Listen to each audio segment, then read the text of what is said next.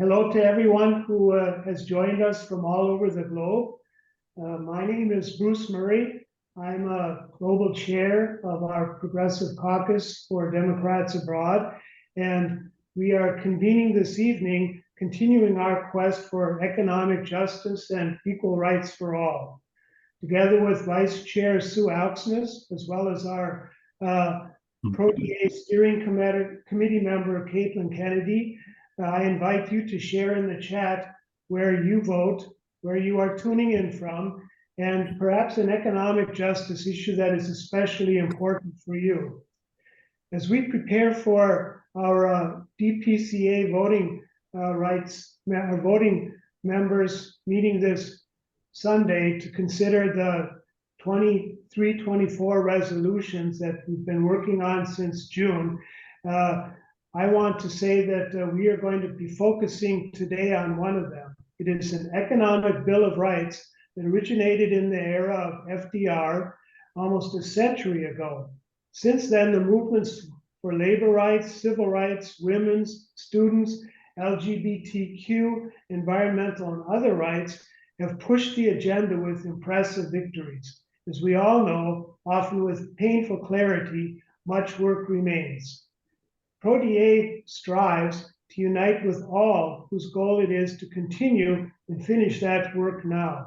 With that in mind, we are very grateful to our special guest speakers who advocate tirelessly for our collective economic rights. All right, take it away, Sue. Thanks, Bruce. All right, so today we're celebrating some big wins this week for Democratic Party candidates in several states, and we know that Democrats Abroad helped to generate some of those wins with our outreach and support to voters around the world. Yet, as we look to the federal elections in 2024, we know that Democrats in office need to deliver for everyday Americans and inspire them with a strong economic agenda. People can see that our economy is not working or is working just working great for this for a really small group of people, but that's at the expense of the vast majority.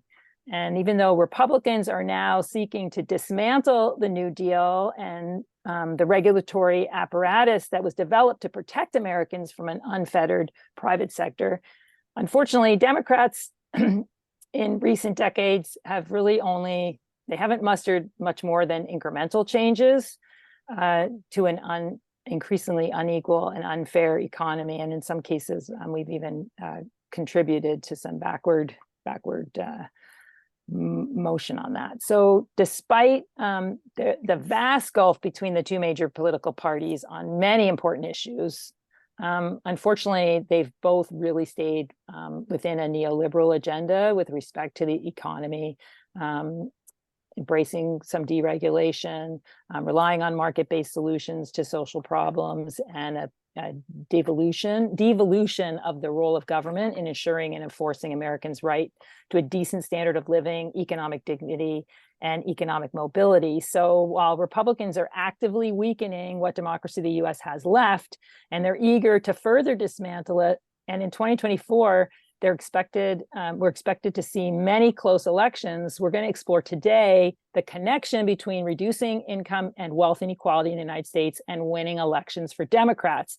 A 21st century economic bill of rights would guarantee all people residing in the United States the right to the essentials of a good life. You can see them here on the screen. These are the rights as they're expressed in the resolution being considered by Democrats abroad on Sunday, and our resolution is part of a growing coalition in the United States that believes that the Democrats can win the votes of key constituencies across the left to center continuum with a 21st century economic bill of rights as a key commitment to the American people, and it's possibly might even pick up some conservative voters on this. We'll hear more about that later. So this is why many of us in Democrats Abroad leadership are supporting this draft resolution.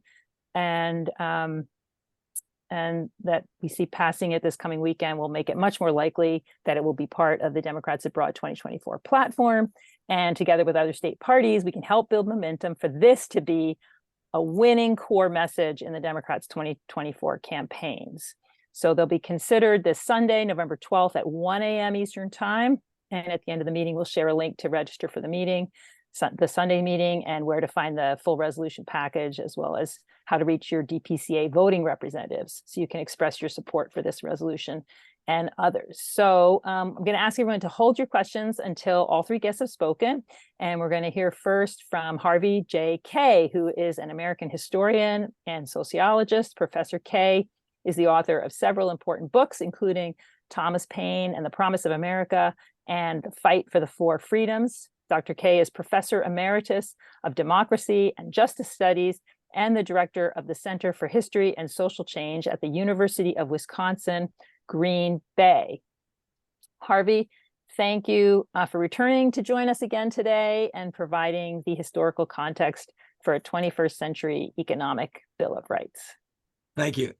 I feel really privileged and honored to be able to do this.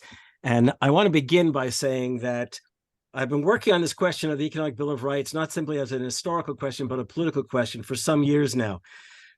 And unfortunately, in the course of the, must be nearly 20 years that I've been thinking about this stuff, the imperative of redeeming the vision that FDR offered has become all the more urgent.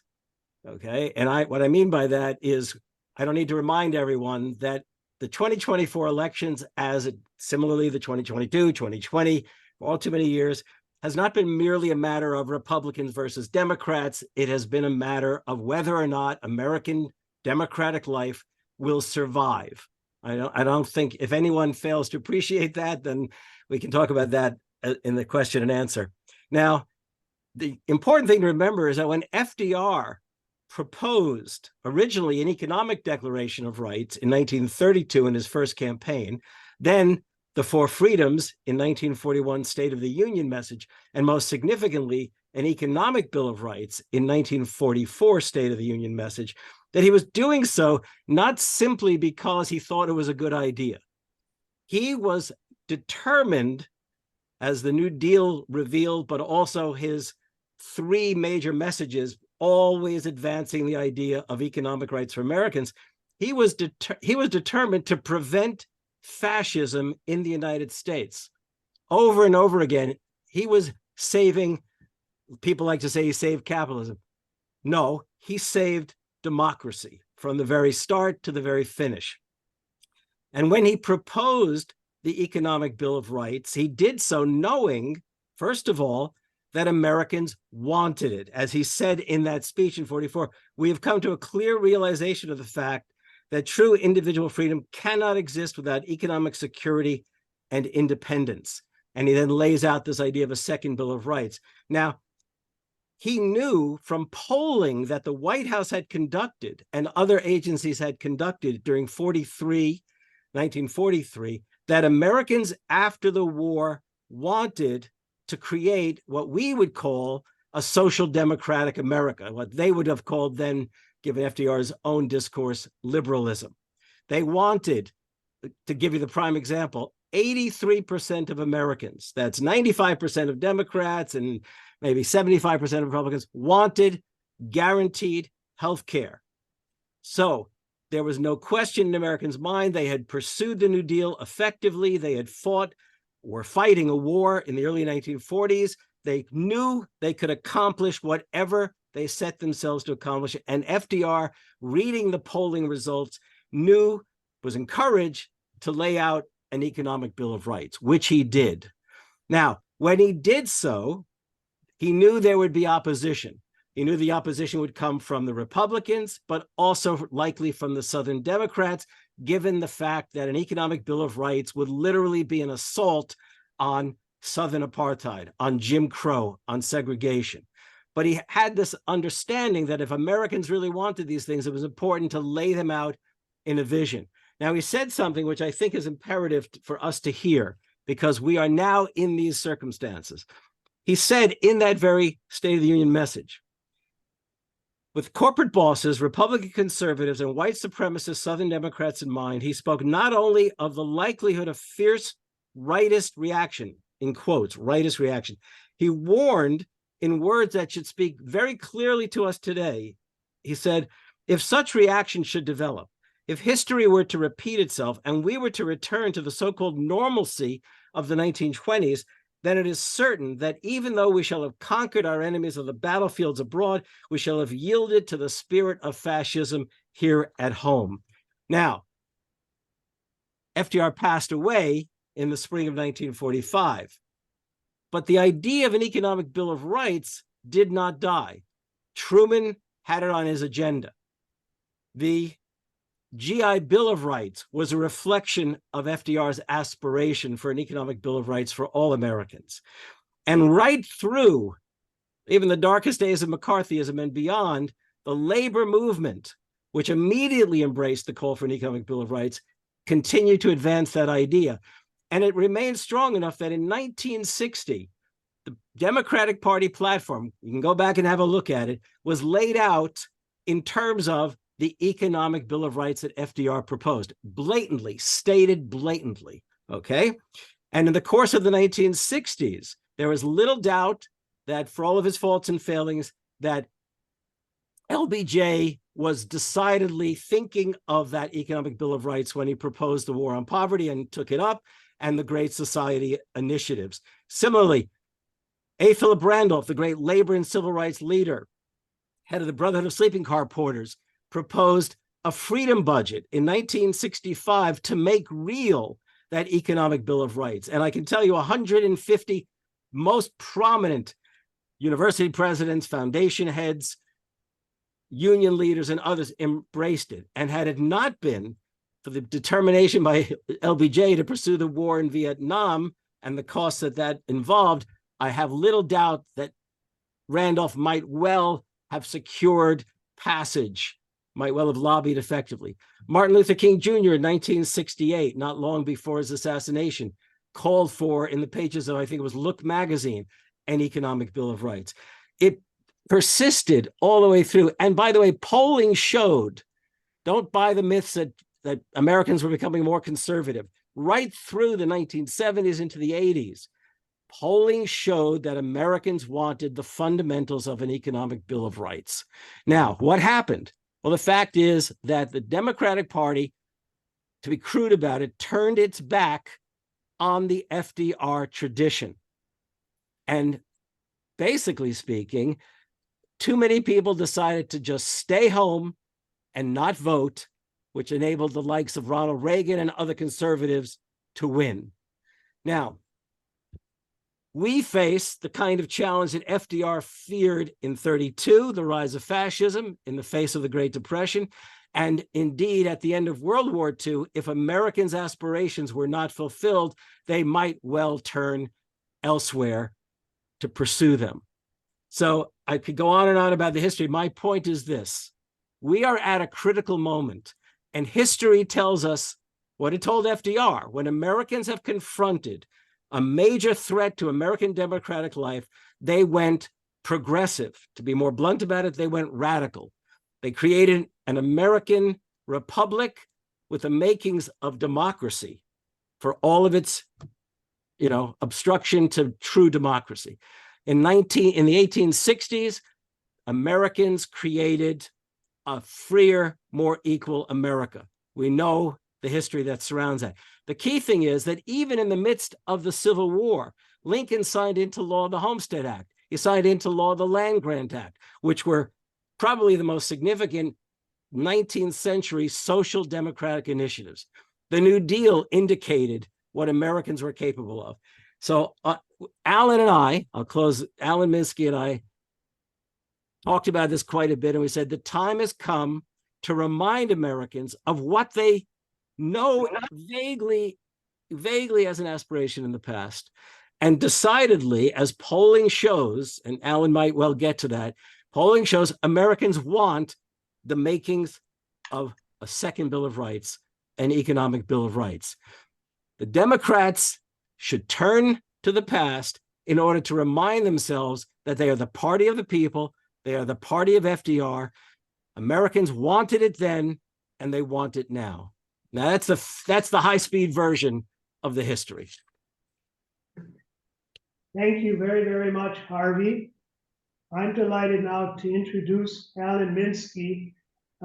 And Alan, I have been following you, tuning in on Sunday evenings for the past several weeks what amazing shows you have had with 250, 300 and more people online talking about the very difficult situations we face right now, and also looking ahead to 2024. Alan Minsky is Executive Director of the Progressive Democrats of America, among the strongest progressive organizations in the United States. He is a lifelong activist who has worked as a progressive journalist, as a program director for KPFK Los Angeles, and coordinator for Pacifica Radio's national coverage of elections. And that's just the tip of the iceberg. He is amazingly active. He helps to move us in the United States and abroad. And I say, take it away, Alan. Thank you so much. And yes, I do. I'll say this about Progressive Democrats of America. In a decision we made that we also really leaned into because of the pandemic, the shutting down of the halls of Congress, PDA really recommitted to being a grassroots up mass membership organization out across the country. We were the organization that drafted Bernie Sanders to run for president as a Democrat. Over the past years since those, we've seen a proliferation of left progressive organizations, many of which have gotten a lot more press than us. They are very much centered in Washington, which helps them get more press. We're centered more around the country. You might have read that there's a bit of a crisis of funding on the progressive left. And PDA has actually been going in the other direction. We've been gaining members and doing very well and prospering. So we feel redeemed in terms of the grassroots strategy out across the country. And of course, a product of this is that we are advocating for the adoption of resolutions by Democratic parties across the country to support a 21st century economic bill of rights. And I will just quickly cover where we are on that. It really actually was just done spontaneously from the folks in Massachusetts. Harvey and I wrote the articles. They presented it to the people in the Massachusetts Democratic Party, and it passed. I think 95% of the vote of the whole party passed it. Or actually, I think that was 95% of the resolutions committee, and then it was unanimous at the party general vote. And once it was advocated for by the resolutions committee. So that was then. And then in this year, we decided to work on a few more states, and Arizona took an initiative and jumped into it. But then the other thing was that California was going to. And so we thought, okay, tactically, we could go out and try to present this all across the country. You know, do we have the bandwidth for that? Or just focus on California because if California passes, the largest Democratic Party in the country. Well, a few other states also took some initiative on their own, in particular West Virginia. And we saw recently that West Virginia has passed an economic Bill of Rights. Arizona, I think, either on the same weekend or the weekend before, passed the Economic Bill of Rights, and now is part of the officially adopted by the party there. And California is going to be voting. There's still a little bit of institutional confusion because it actually got submitted twice. Somebody heard it was submitted incorrectly. They scrambled and did it themselves. But the person who submitted incorrectly got hers submitted correctly, and it should be decided upon not this weekend, but the next weekend at the California Democratic Party convention, the Executive Committee convention up in Sacramento. And I'll be up there for that, and I'll report back to the group. But we are anticipating passage of this up in California next weekend. Okay, so Harvey did mention a poll in support of the Economic Bill of Rights. It is true that Data for Progress ran a poll specifically on this, and the results were spectacular. I'll try to dig that up and put it in the chat in a little while. I wasn't prepared to do that going into this, but incredible poll results. The majority support for all of them. There is 15 questions built around the 10 entries for the Economic Bill of Rights, and all of them end up with majority support. Overwhelming support among Democratic Party members, always majority support among independents, and then a significant chunk of Republicans. And it goes from about, I know the Democratic numbers, they go from about 77% in a very sort of like critically phrased question, all the way up to like 95% and it's basically in the 88 to 95% support range among Democrats. Now, what kind of political party in the world does not support when you have that level of support for these kind of issues? But we know the history and how we arrive at a party that doesn't support it.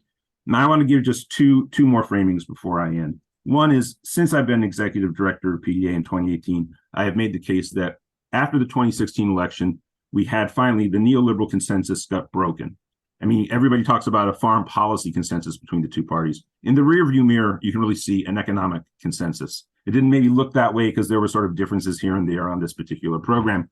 But in the rearview mirror, you can see a consensus between the Republican and Democratic parties on basically broadly understood neoliberal policies from the Clinton administration forward. And by the way, if you want to see an example of this, look at the first Romney-Obama debate, which is on domestic policy. It is a really frightening debate. Obama was considered to do very poorly because every time Romney proposed something, Obama was like, yeah, this is a good idea. We all know that Obamacare is Romney care. So after the 2016 election, you could see that the consensus had broken apart, and now you had three political formations vying for power within the two-party system in the United States. You had on the right-wing reactionary proto-fascist, but slightly anti-trade, right, against the neoliberal trade regimen of the Trumpian Republicans. In the middle, you had the neoliberal consensus from the Romney wing of the Republican Party through the Clinton wing of the Democratic Party, and which dominated the Democratic Party. And on the left, you had the progressives. And then we have a crisis of democracy, as Harvey spoke about. I would posit to you that given the fact that the neoliberal consensus delivered American society to a crisis of democracy, that there is no solution to the crisis of democracy, only the exacerbation of it with the maintenance of broadly understood neoliberal policies, okay? That will almost certainly hand power to the proto-fascist right in time, okay? And that the only group that has a solution to the ills that the American people are suffering and that informs their rejection of neoliberalism that is positive for American society and positive for American democracy and exactly builds us a type of society that people want to live in are the progressive left.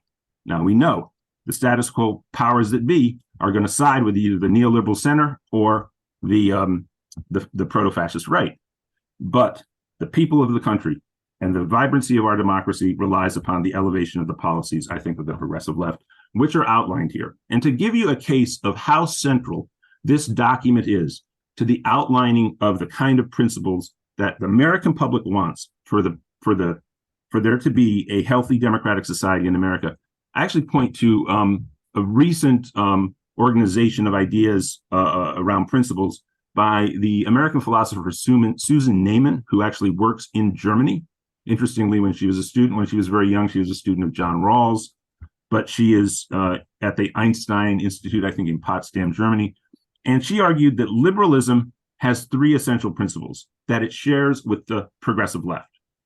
And then there's a fourth that really defines the progressive left from liberalism. And as I say liberalism here, don't think of Roosevelt's use of the term. Think that liberalism also contains neoliberalism. And the three shared principles are universalism over tribalism on the liberal and progressives, right? A universalism over tribalism. Number two, a belief that justice is something that exists and is attainable versus just power relations, right? Number three is that progress is possible. Okay, those are all shared. What distinguishes left progressives, and in fact, what I think the Democratic Party has to be, if it is going to be a party that is advocating for the welfare of the vast majority of people in our society, and this isn't, revolutionary communism or even, can stand out as socialism. It fits within the American tradition exactly per FDR. And when the Democratic Party was most popular in American history, well, basically that fourth set of principles revolve around things like the Universal Declaration of Human Rights in the United Nations.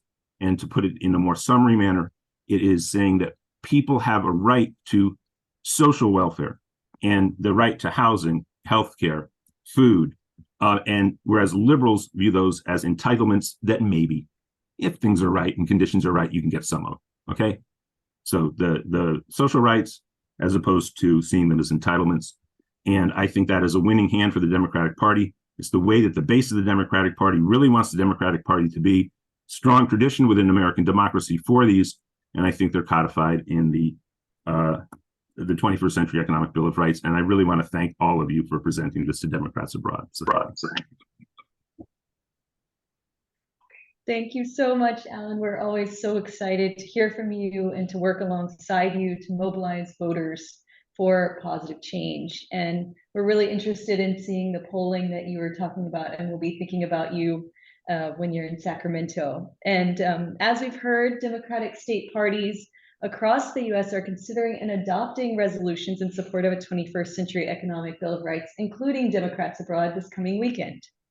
Now it's my honor to introduce our next guest, Troy Miller, to hear about one of these already successful efforts.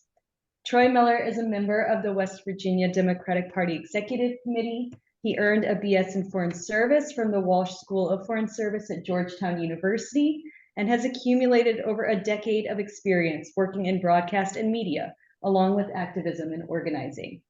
Thank you, Troy. We're excited to hear what's been happening in West Virginia and why the Democratic Party there jumped at the chance to pass a resolution supporting the 21st Century Economic Bill of Rights. Well, thank you so much. And it's an honor to be here with the group Democrats Abroad all over the world and alongside Harvey and Alan. It's a distinct honor. I will start with the top line, which is that on September 30th of this year, I presented a resolution for the 21st Century Economic Bill of Rights. As you see in the chat and earlier in the thing, all 10 were included, and it was unanimously adopted by the West Virginia State Executive Committee for the Democratic Party.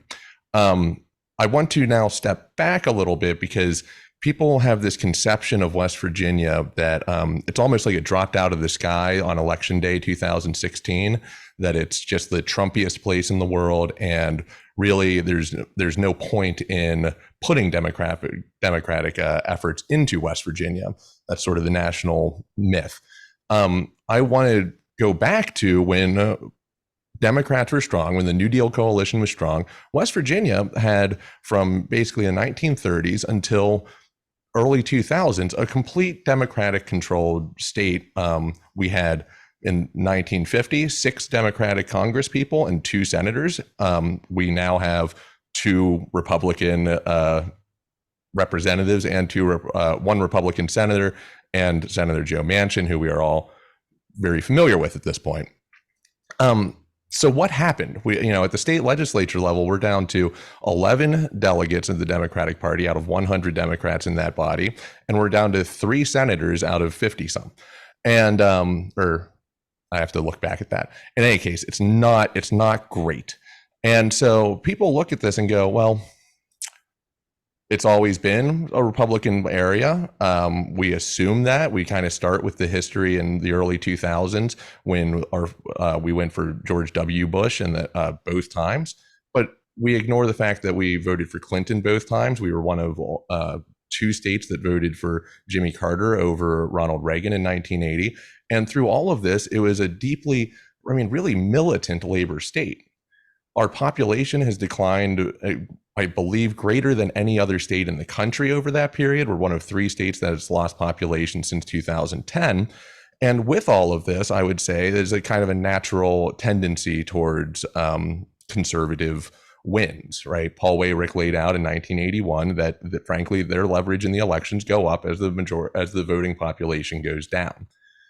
To that end, my friend and colleague Richard Eskow wrote an article about a month ago where he laid out what happened in McDowell County in 2016. And this is widely considered one of the Trumpiest places in the country. It's one of the poorest places. Richard was Bernie Sanders' speechwriter during the 15-16 campaign, and so he did a lot of research into the area. Bernie was widely popular in West Virginia. All 55 counties in the Democratic primary voted for Bernie Sanders over Hillary Clinton. In McDowell County, the primaries went Donald Trump received 785 votes, Hillary Clinton received 817 votes, and Bernie Sanders received 1,488. He received more votes than Trump and Hillary combined in their respective primaries. In the general election, Hillary Clinton received 1,438 votes, which is fewer than Bernie received in the primary.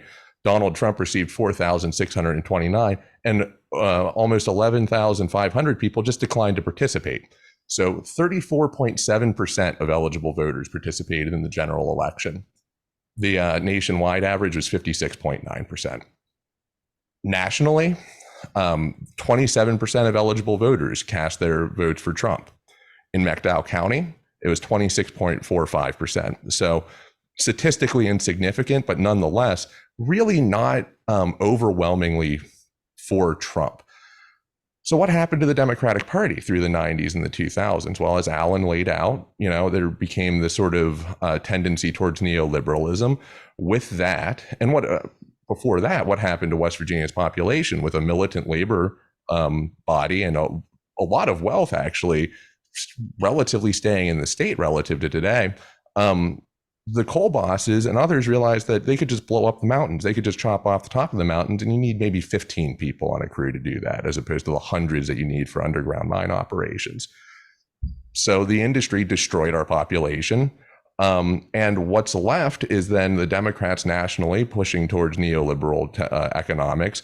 NAFTA really hurt a lot of industrial places, be it where I'm from originally, Wheeling, West Virginia, up and down the Ohio River. Youngstown is classically kind of trot out as, look at how this industrial center turned red after the after NAFTA and after trade policies really wiped out. And I'll say that West Virginia, in large parts, is not that different from the Hudson Valley in upstate New York. We think of New York as this very blue state, but if you drive through the Hudson Valley, you'll see just as many painted barns that say Trump 2024 as you do here in West Virginia. So with all of that, I think, we're left with Joe Manchin as our only statewide elected politician on the Democratic side. And people say he's the only type of Democrat that can be elected. And I think this becomes sort of a self-fulfilling prophecy, because the Democrats aren't necessarily putting up people who aren't like Joe Manchin. And with that, I think, the national Democratic messaging became basically, it was handed down on high from elections. It's the economy, stupid, right? That was actually very effective. That resonated with people in West Virginia. Clinton won. But then you start going down to more abstract things like hope and change. But like, what does that look like? Well, not a public option for healthcare, not that kind of hope and change. Again, neither Bernie Sanders nor Donald Trump were talking about putting a lot of coal miners out of work the way that Senator Hillary Clinton was at that time. And so I think it's difficult to have people want to run within a party if they don't know who they're running with, what they're running for. I think people know that the Democrats, both in West Virginia, the war on poverty is what these images before 2016 is generally what people think of. And that was necessary under statewide Democratic control. But they were still winning up through the 90s. And so recently what we've been facing is people being elected as Democrats. Our governor, for instance, was elected as a Democrat, endorsed by Senator Joe Manchin. And within 6 months, he became a Republican. And all of this is there's party flipping, and people say, oh, the Democrats have gone so far left, you can't stand with the radical Democrats.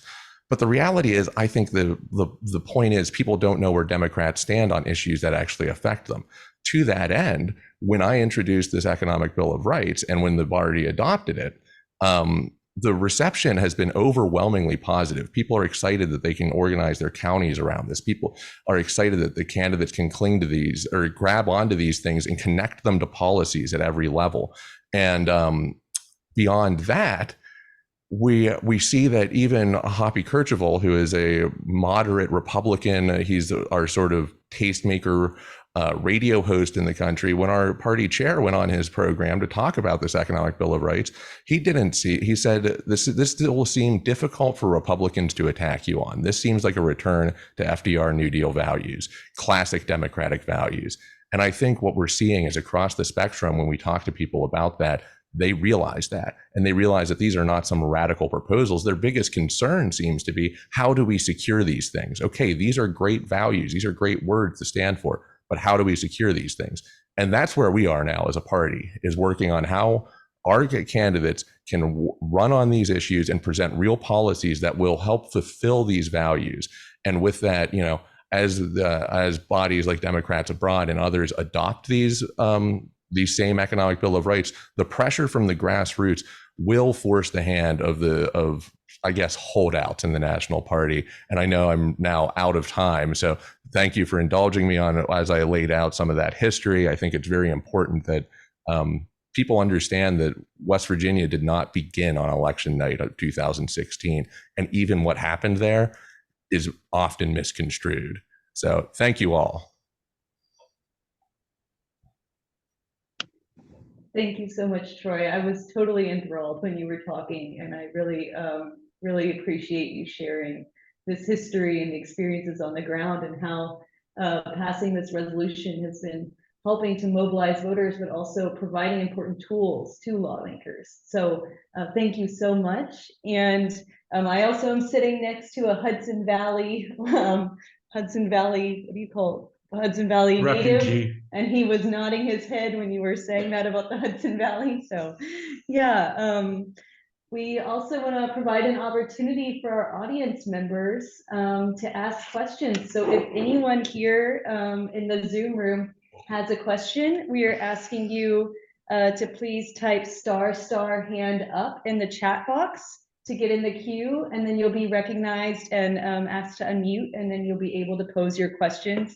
And if for whatever reason you're not able to unmute right now, you can also write your question in the chat box, and one of our I or one of our other moderators will be able to read it out for you. So, Caitlin, while you're waiting, are you spotlighted for people? I'm trying to spotlight Caitlin, and I'm trying to add spotlights on our speakers, but I'm having a little trouble. It doesn't seem to be working properly, but can someone in the chat let us know if you're seeing people spotlighted? I see our room and Troy currently spotlighted. Okay. That's not what I'm seeing, but that's okay. I'm adding our other speakers then. So apologies to everyone. It seems like there was some kind of weird glitch going on. Okay, there we go. That's what we want. Okay. Thank you. I see a hands up, Caitlin. Yes, in the meantime, I see Larry has a question. Larry, are you able to unmute? I can give it a try. Hi. There's, I assume that control over police, and so fair policing, fair security inside the country is included in the point about justice system. So that's part of the apparatus that would make everything more just for everyone. But there's no points that I think talk about responsibility in foreign relations, in military actions, and I'm just wondering if that's basically covered by one of the other points. Thank you. We got some pushback on inclusion of the justice element, but and really the logic that got us to that is simply that, I mean, everybody knows and everybody tacitly accepts, and it is absurd and a complete corruption of again any kind of unified theory of justice, that there is a different system of justice for the wealthy and the poor in the country. I mean, simply rich people go and hire lawyers. The courts see the powerful lawyers and they start pulling back on what they're going to do. And this doesn't happen in the high profile cases like Trump, right? I mean, those were all choreographed because people know what's going to be responded to in the press in a case like that. But in general, right? And then poor people are given public defenders who the first meeting say they have to take a plea bargain, even if the person hasn't done anything, because there's no other way around it. And the person ends up doing time. I mean, it's absurd. It's just part of the fabric of American society that we accept as if it's a given reality. And it's time it's overcome. Of course, that would apply and impact the whole nature of the racist and class-striated policing system. So in that sense, yes, it would relate to that. Foreign policy, again, a 21st century economic bill of rights. Of course, we have an integrated global economic system, but we're building off of. I don't think even foreign policy. Yeah, I know it's we're building off of what Roosevelt built, and in that sense, this is a domestic in-looking document. I mean, we certainly, I'm sure, are on the same page around what you might want to see included on foreign policy. But again, it's not this, and things do get separated out in terms of what you focus on. It can't be all inclusive in every respect.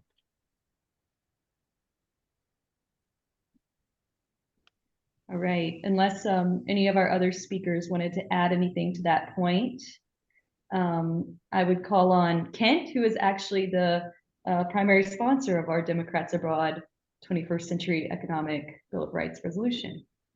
Yeah, thanks, Caitlin. And honestly, thanks to the work of Harvey, Ellen, and Troy, your work in West Virginia. That's absolutely incredible. And, what you sort of frame in this historical context is so poignant, so prescient now, like that it's something, it's such an imperative that we have to do. And everyone who's here from Democrats Abroad, we are voting on this weekend. It's really a privilege to be able to raise this in Democrats Abroad.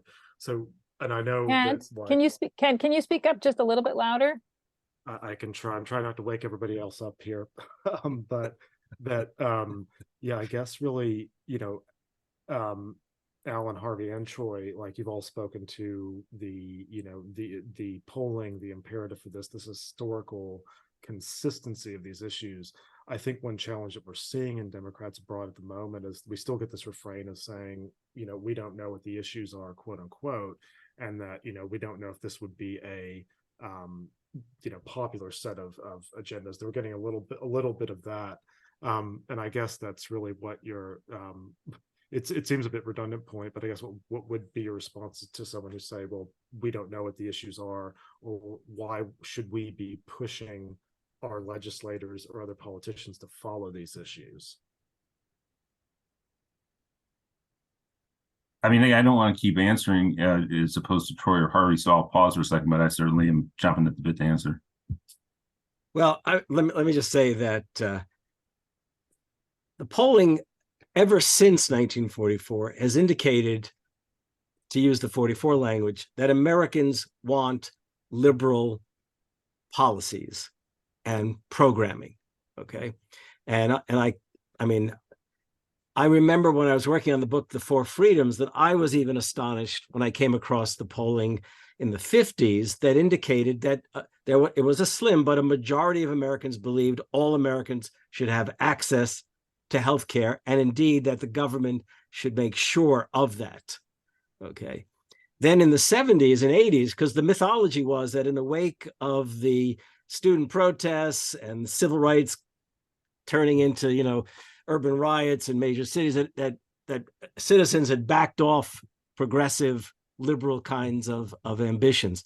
But the polling right through the 70s and 80s indicated quite the contrary. And more recently, the polling done by, what is it called, Alan? Data for Progress? Is that what the group? I mean, I felt affirmed that Alan and I were on the right track. That polling you should grab hold of, okay? And then it's interesting, as long as we heard about the West Virginia story, that county. Here in Wisconsin, where ever since Scott Walker and the Republicans have taken charge, the presumption was that this was, it was a conservative state, right? A state, reapportionment had occurred, redistricting and all that. The fact is, Wisconsin has moved to the right. But recently in Dunn County, in the western part of the state, the question arose about healthcare for public employees. Okay, what are they? Can the county afford it? That kind of thing. And there was a referendum held in the county where basically it was Medicare for all was right on the ballot, and the majority of these so-called right-wingers in that county wanted Medicare for all. I mean, the fact is the Democrats don't want us to believe those things. Sorry, I know we're talking among Democrats, but it's imperative that Alan laid it out. There are three parties in this country, and the progressives, who represent the majority of American aspirations, are not in power. And this Economic Bill of Rights is literally people say, well, it doesn't lay out exactly what we should do. It's a vision. It gives a story to the Democratic Party, and it's a story that redeems the progressive traditions of the mid and late 20th century that have been suppressed by way of neoliberal presidencies and political figures. I mean, that's. I just want to jump in because I think, the reaction is that, this covers pretty much every issue that affects an individual. Recently, somebody kind of pointed out to me that, look at Maslow's hierarchy of needs. And I pull that up and I look at the 10 on the Economic Bill of Rights, and it's literally the first two parts of the pyramid there. It's physiological needs and it's safety and security needs and education to allow people to get, and that is one of those things where if your physiological needs aren't met, if you don't have clean air, clean water, and access to reliable healthcare, if you're infirmed and don't have access to voting, if you're all of these things, you are not able to participate in a American civic life to the fullest of our ability. And that I think really Democrats, Republicans, and everyone in between does value the idea that we as individuals should be able to participate in our public life. And someone raised a concern after I was promoting this around after we passed the resolution that it doesn't include reproductive rights. And I pushed back and said, well, that's part of comprehensive health care. And they said, well, it'd be nice if it were specifically spelled out. And that's true. Maybe some states will spell it out that way, but I think that we should be pushing it as this is part of comprehensive health care. And anybody who tries to separate it off is the one creating a wedge issue where there isn't one. So that's sort of what I wanted to throw out in context of your question, Ken. Every time everybody speaks, I have more things to say and then try to get back to my initial response to Ken. But obviously, I think every Democratic Party in the country supports, a woman's right to choose fully. So this is a proposal to add this to something where that is already there. So that's another answer to that particular question. The Data for Progress polling I put in the chat and the links to it, including direct links, and you'll see the overwhelming support among Democrats. And one thing to clarify about those polls, I looked through this and I was amazed at the responses. And I'm like, wow, this must be a biased set of people, right? Well, the very last question is the question, very standard question, which party do you think handles economic issues better? And the answer is exactly what was happening at the time the poll was done across the country, which is the Republicans do better than Democrats, which showed to me is the only evidence that was relevant that it was an honest cross-section of the American public. And, there is a question of how these issues are asked. A few of them, they sort of take a more liberal bent or left bending way of questioning it, and more right bending. Everybody said there's more questions than there are, obviously in entries of the Bill of Rights. But it's a good poll. It's a really good poll. And you certainly see with Democratic Party members. Now, you do raise and hint at what is, of course, the major problem here, right? Which is we have a money-driven political system. And is it a winning electoral strategy? Okay, that's a poignant question, because what establishment Democrats are most fearful of, many of them, it's not really a deep-rooted ideological opposition for a number of elected officials too. You can look at even someone like Nancy Pelosi, who used to be a very vocal advocate for universal single-payer healthcare. You can find clips of her back when the Clintons are introducing their program, and she is a defiant, with Ted Kennedy, person for universal single-payer healthcare. She also moves into party leadership, and she becomes absolutely integral to the machinery of raising funds to support Democratic candidates. And a big, of course, even if you go back to the founding of the DLC, the Democratic Leadership Council, of course, this is back in the 80s, you'll see that internally, they're arguing against people who keep saying, well, this will be abandoning the needs of the people. And they're saying, yes, but we will lose all elections to Republicans unless we can raise money that allows them to be competitive. That was a central defining feature of the pragmatism in the Reagan era of keeping the Democratic Party competitive when the role of money was growing and growing in American politics. Of course, it is a betrayal of the interests of the American people, as we saw, and we've seen an incredible amount of social decline. So I would say this, one of the things that's a little bit of a problem when I make the argument about the three parties is we did see in this last Congress, there was a moment where Richie Neal's House and Ways Means Committee, the Ways and Means Committee in the House, voted unanimously among Democrats to pass a $3.6 trillion version. Now, nobody thinks of Richie Neal as anything but a neoliberal Democrat. Now, that's very much in the context of the pandemic that occurred. So now we fast forward to the present. Will they revert back to a more neoliberal stance? But again, no Democrat broke in the powerful Ways and Means Committee with a $3.6 trillion. Many of the Democrats' elected officials, they have their inner FDR leanings. They want to see themselves as fulfilling the needs of the people, informs why they're Democrats and not Republicans to this date.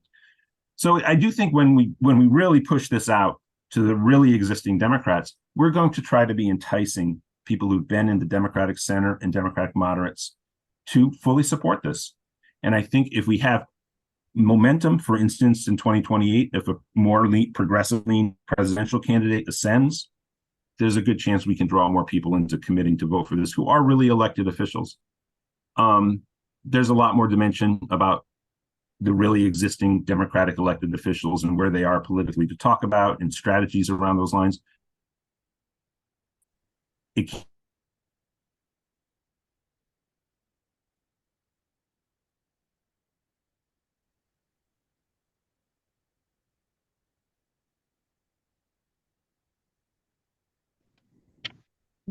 looks like, oh.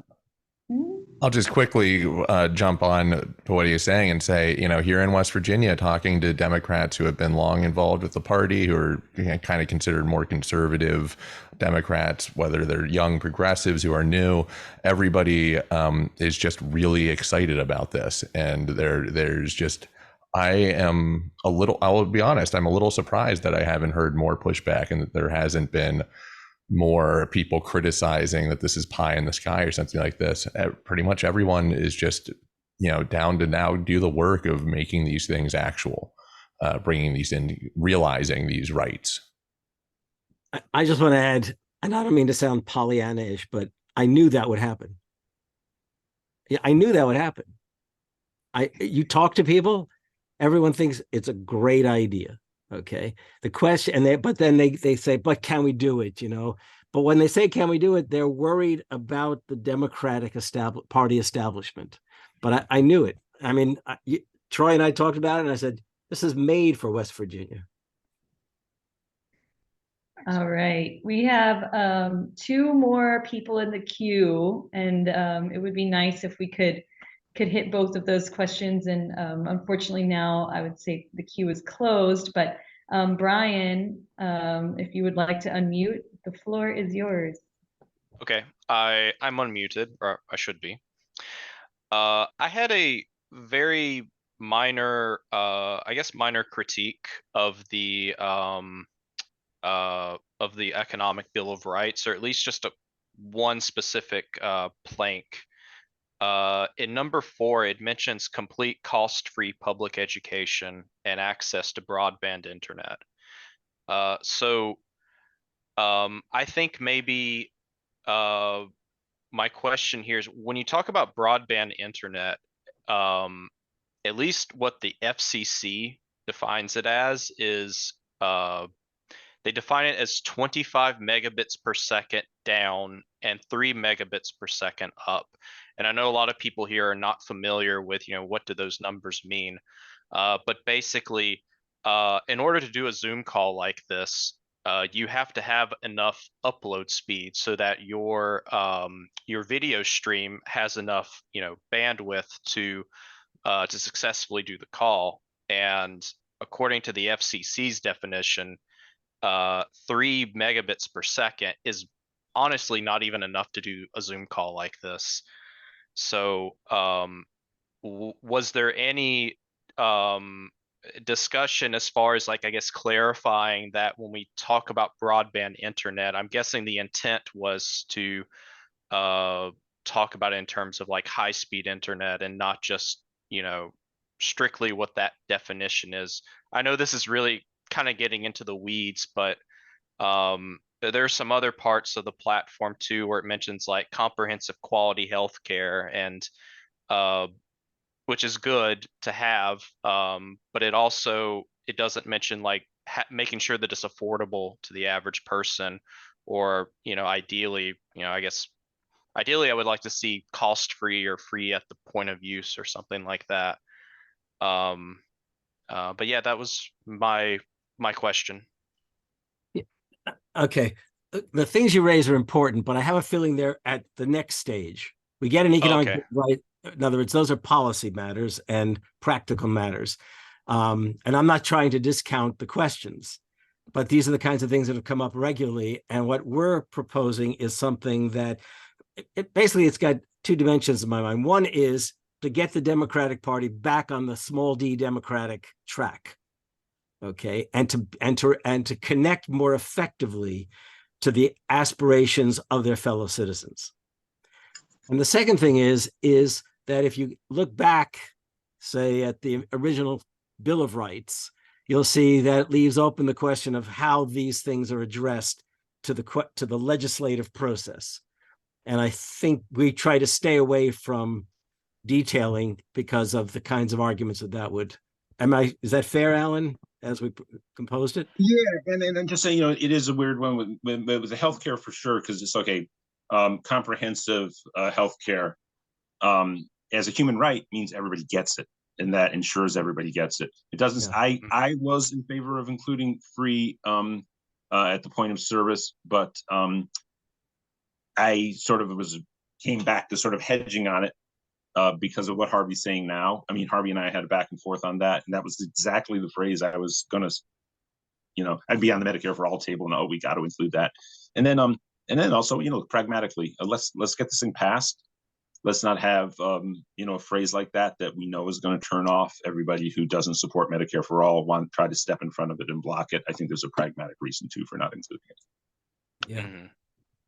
Okay, I think that that answers my question. And also, I guess when you talk about it as a right, it kind of implies that it's, something that's guaranteed. And when you add affordable, maybe that's kind of redundant, I guess. Mm-hmm. I think so. Yeah, that was something hoping to. Is that people read it. Okay, thank you. If I may, your point about broadband couldn't be better taken. That's what happened to me. My broadband dropped. I'm now on my phone. Yeah, that's why I said in the chat, I said the technical problem would be a good segue into my question. And just to finish the thought I was making, one of the reasons too, I think, as I organize inside the Democratic Party, oftentimes at party conventions and such, and not wanting to turn off maybe this group of people who were with the Obama economic policies, even maybe the Clinton policies in the 90s. This stuff crashed and burned in 2007 and 8. And I think any reasonable historical assessment is that up until 2007, the American public could be persuaded that this neoliberal agenda could possibly be working for them. There's a lot of problems with it, as how the economy and wealth distribution was going from really its full-on adoption to, say, Reagan era, further adoption in the Clinton era, up till 07 and 08. You cannot make the argument after 07 and 08. Basically, the American dream crashed and burned in 07, 08, especially around home ownership, this greatest signifier of the quote-unquote American dream. And there is no argument that can be made that it has come back. American people feel it, and neoliberalism has been unable, because God knows the Obama administration tried to put Humpty Dumpty back together again around neoliberalism, and they failed to do to bring back prosperity, generalized prosperity. Wealth inequality continues to exaggerate. The endemic issues around poverty and precarity are greater with each passing, phase and of the American economy since then. Recovery, but not really into the hands of the middle class or working people, et cetera, just keeps replaying over and over again, even now in the latest iteration, where inflation has matched the wage increases. So nobody's feeling that this is working for them. And therein, I think there are Democrats who we can pull over.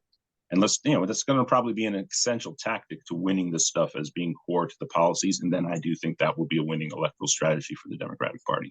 And by the way, not only is the alternative not a winning,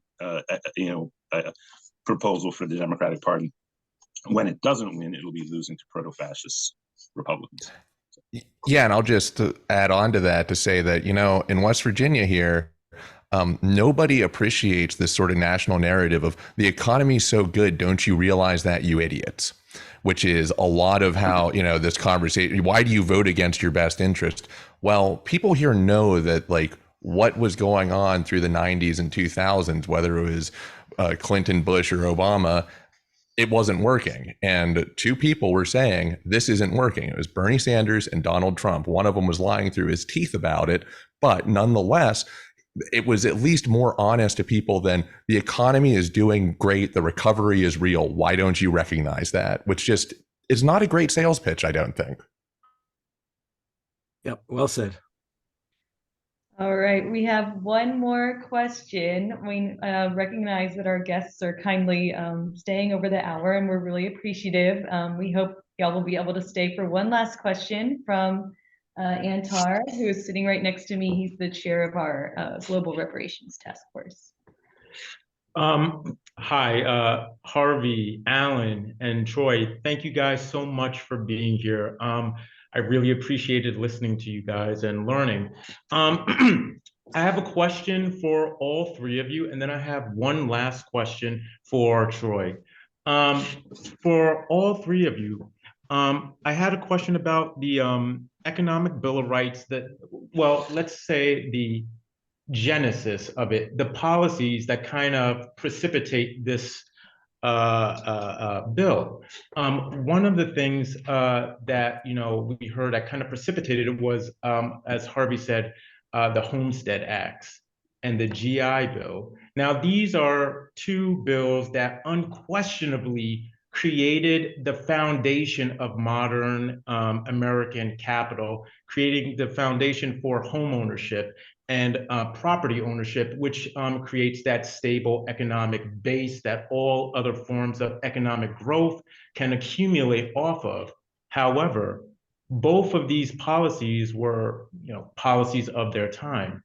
The GI Bill, for instance, did not extend all of its benefits to all the soldiers who fought to bring democracy to Europe.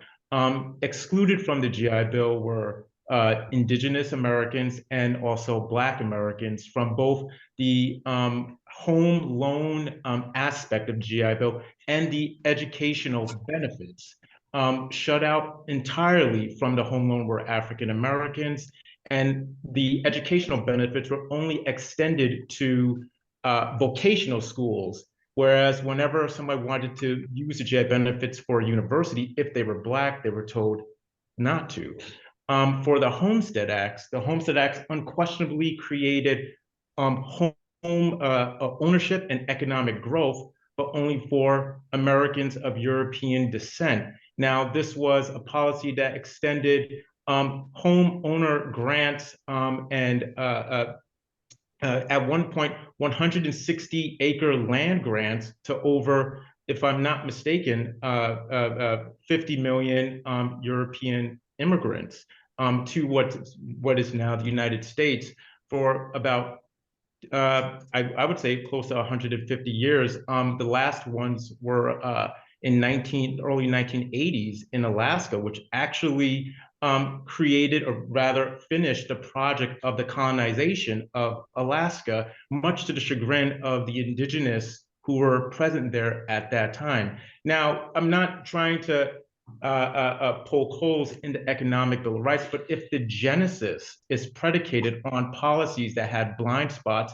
how can we control for possible blind spots in the 21st century Economic Bill of Rights, particularly concerning Black Americans and also the undocumented, those who formed the economic base of the United States of America, but were often left out of consideration. In the 80 years since the conception of an Economic Bill of Rights, how can we say that we found these blind spots? And if so, how can we know? And as for Troy, I wanted to ask you, you have a book behind you that I believe is The Road to Blair. Is that concerning the Blair Mountain protest? Yes. So now this was a great piece of labor history that I learned. I actually learned what the meaning of redneck was. I used to think it was like some kind of derogatory term, but it's actually related to red bandanas the labor organizers wore as they fought for their rights. I wanted to ask you, what lesson can modern labor rights activists learn from the history of Blair Mountain? Thank you. I'll go ahead and jump in line here because that question is directly related. It is really important to remember that the UMWA was the first desegregated union, because when you are working in coal mines, shoulder to shoulder with people, once you're in the mines, everyone gets coated in black soot. And that's why the companies distributed bandanas from the company stores. You'd have to buy it with your script, that were red bandanas generally, because when you were buying bolts and bolts of cloth for the bandanas, it's significantly less disturbing if you're coughing up blood to cough into a red bandana. So that's what the miners had. And there were many laws, basically martial law, instituted in West Virginia across the coal fields during these union operations. And so the only way that miners could really recognize each other outside of the mines as being pro-union and developing this solidarity was by wrapping those red neckerchiefs around their necks. And this is something that, you couldn't, certainly the mine guards did beat the hell out of people who had that on, but it was less easy than trying to break up a group organizing on the block or something like this. To your first question, I think the answer is we have to be vigilant. We have to be aware of our history and where we've gone wrong, right? This country was revolutionary in its founding. One of its bedrock principles is that ordinary people can own property, not just the nobility of England. It didn't have to be vested down through a monarch or anything like this. Ordinary people had a right to own property, and that right extended into a right to civic life. What was the major error with that is that we said some people are actually property, and if you have a bunch of those people, you get more voting rights by proxy of that. That was an egregious error, an original sin in this country that we're still working to overcome. The Civil War was fought over it. We know the failures of Reconstruction, as you laid out, dealing with the racist Dixiecrats in the early 20th century. Absolutely, there were deals brokered that excluded people who should not have been excluded. We tried to correct for that a little bit in 65, the Great Society. I think there's been an overcorrection for this on a focus on identity politics to the exclusion of economic policy. And that's not to say that we should do class reductionism and erase everyone into workers and bosses, but there is a breakdown that analysis is absolutely essential to developing the solidarity that we've seen now winning major wins from the UAW to the national nurses. You go down the line, labor has never been hotter, more popular, and especially among young people and people who are in minority groups around the country, because the way that we get these rights is by standing together and fighting for people who either, in my case, I am a white cis het man. I have all of the privileges extended to this country, and it is essential that I stand shoulder to shoulder with anyone who doesn't. So those are I hope that kind of ties those two questions together. And thank you so much. I think Harvey, as the historian of FDR, you should probably go first, and then I'll take it up to the present from generalized PDA perspective. Go ahead. Well, I'm not going to argue about the past because the past is what it is. I think the most important thing is, and I actually think Troy put it very well. First of all, the labor movement of the past is not the labor movement of the present. Okay, it's very clearly stated at the outset. This is an economic bill of rights for all Americans, and by the way, FDR did that too. The bills that let me make it clear, FDR's GI Bill, etc., did not state blacks not allowed. The problem is when these get into state agencies that handle these kinds of things and banking offices, all hell breaks loose, you might say. So I'm not going to, I don't need to recount that. But it is the case, and I think Troy put it very well, the solidarity that prevails right now across racial and gender and other lines is impressive. And one of the things that I've said to people is this is not the 19th century. It is not the 1930s. This isn't even the 1960s. We're in the 21st century, and anything that comes through Congress cannot bear the imprint of Dixiecrats of the past, or basically white supremacists wherever they are in the United States. So I mean, it's we offer this as a universal. And by the way, let me make it clear. We didn't use the term universal in this because it would lead people perhaps to believe that we're proposing this for the entire globe. But this is intended to be universal. And in policy terms, I would hope it becomes that. Yeah, I would actually just say two things. One is, of course, we have the prelude to the 10 points, which says, of course, it extends to everybody.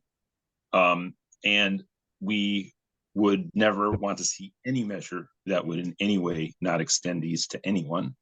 And also that the Democratic Party has been decent about and I'm only going to go as far as decent, and I'll explain why in a second, about extending, if things are phrased universally, making sure that the rights of ethnic groups, all races, gender, sexuality are included. The Democratic Party clearly on civil rights has been decent, and this is proposed for Democratic Party adoption, as I said earlier. However, per the failings of the Democratic Party, they can look very good on paper around such measures in protecting civil rights, but pretty rotten in terms of economic distribution of wealth.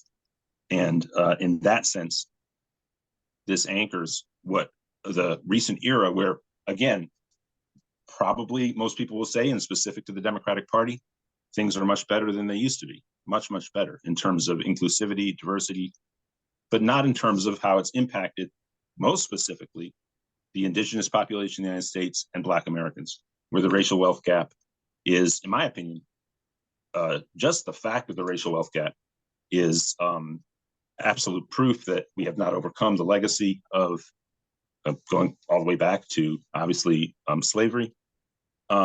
But it itself represents and signifies an egregious ongoing set of human rights violations in the United States of America. I was on the town hall. I'd like to, this is a sidebar because it doesn't address this, but as we go forward, something that really is imperative, and this goes all the way back to the time of Thomas Paine and the original proposal for Social Security. We can never allow public policies to involve means testing, because when you invoke means testing, you are turning a right into a charity. No means testing. And you're fundamentally pitting two groups against each other and saying some people have to sit here in judgment of these other people, or else they don't get these benefits. Again, I'm going to round my point very quickly, of course. In terms of overcoming the ongoing and institutionalized, still impactful legacy of American racism, the Democratic Party may do well on civil rights. It's failed on economic matters. This forces the issue of economic matters. I think it is a big added plus in that regard to the very core issues that you're raising in your question, because the de facto structural racism in the United States is going to be in place and maintained and real as long as we have a racial wealth gap, anything even approaching what we have now. And in my opinion, as a kid of an economist, we have about a 10-to-1 black-white racial wealth gap in this country, 8-to-1, 12-to-1. It fluctuates because when you have a baseline so low compared to the upper number, slight fluctuations can change that ratio. But if you have a 10-to-1 economic wealth gap, when you're talking about two ancient communities who've been in this society forever, I think if you have anything more than a 1 to a 1.25 gap, that's the sign of a huge problem.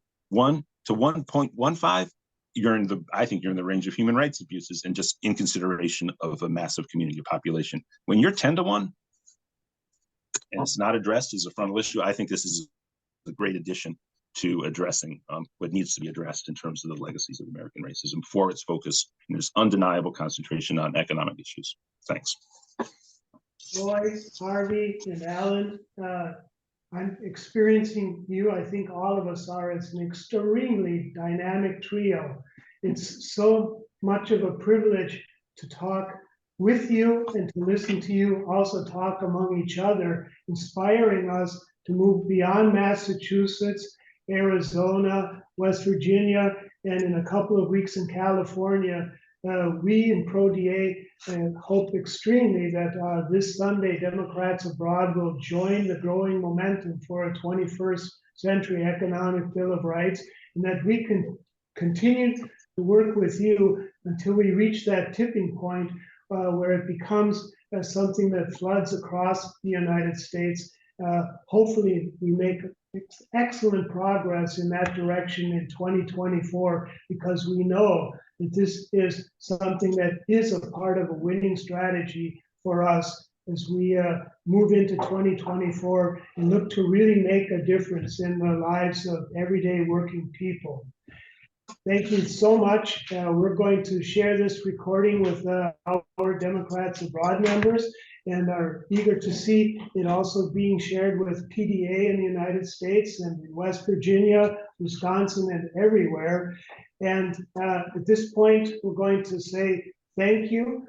We take your comments also kind of as your closing statements. Although I did see Harvey raise a finger and he may have a final closing statement. If so, Harvey, take it away. I want to say thank you very much. And I have to say that when Alan and I began this project, which is some years in the making for me, and Alan really said, let's do it, I did not necessarily expect the Democratic parties to respond so favorably. Now, I know it's still, just a few, but think about it. California, Massachusetts, West Virginia, here in the state of Wisconsin, it is moving in the Democratic Party caucus in the state legislature. I have been told New Hampshire shows real interest. I mean, the possibilities are there. The point is that we don't have a hell of a lot of time. That fascism on the horizon should not be ignored. I just still wanted to add, I ended up with a little bit of ire in my tone. The ire is directed at neoliberal Democrats who do not see the necessity of addressing economics, particularly around matters of race in America. And I did want to add, I think we've all seen some pretty horrifying polls about a drift among Black and Latino voters in the country away from the Democratic Party. And I'm guessing that has a lot to do with the non-addressing of direct economic concerns, and the Democratic parties need to do so. Again, exactly as was said, the idea that they're being told the economy is fine, or anyone's being told the economy is fine when their direct experience is otherwise. Lastly, Harvey just picked up on something from my very notes from the beginning. I did and never included the states that are also pursuing this ongoing, and we do have about 5 to 8 of them right now that have a process in motion. Oregon, Michigan, Missouri, New Hampshire, and then we have 3 southeastern states that are considering how to approach it.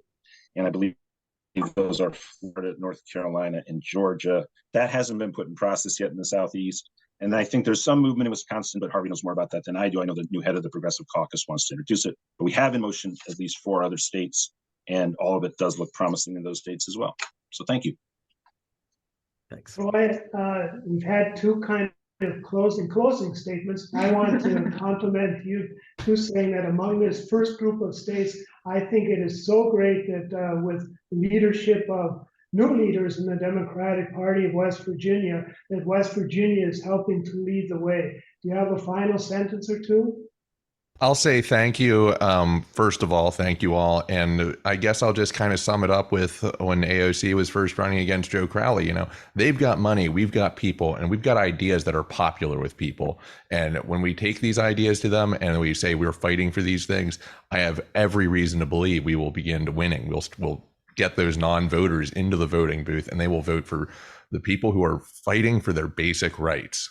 So thank you all for joining us in this fight. All right, look for kind of a barrage of links going into the chat box now as we start to move out. We're going to start with more reading on an economic bill of rights for the 21st century, the American Prospect, for example, article that Harvey and Alan wrote.